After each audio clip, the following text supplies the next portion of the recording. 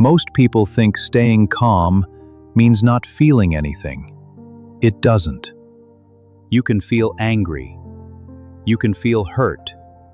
You can feel frustrated.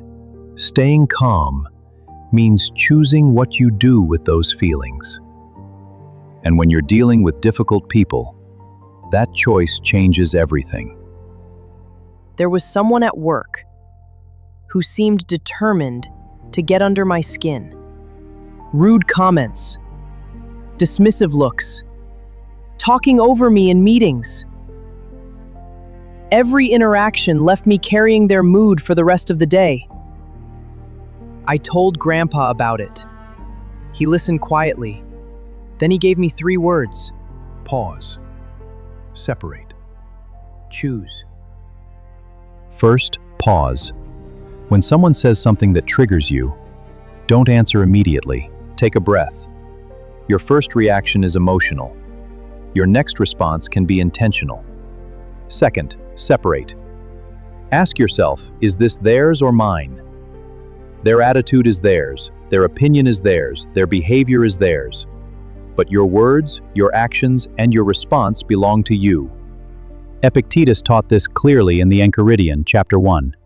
Some things are within our control, others are not. The mistake is confusing the two. You cannot control another person's attitude, but you can control what you do next. Third, choose. Ask yourself, what response will I respect myself for later? Maybe you say nothing. Maybe you set a boundary. Maybe you walk away. The goal isn't to win the argument. The goal is to remain in control of yourself. So I can be firm without becoming angry? Exactly. Stoicism isn't about becoming passive. It's about refusing to let someone else's behavior decide who you become.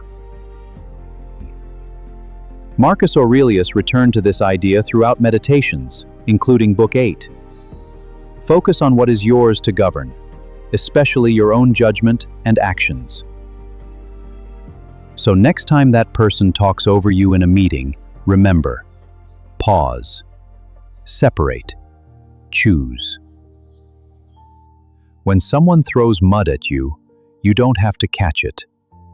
Their behavior belongs to them. Your response belongs to you. Comment my response if you're choosing to protect what is yours. And remember, the calmest person in the room isn't the person who feels nothing.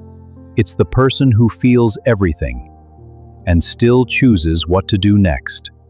That's strength. That's Stoicism.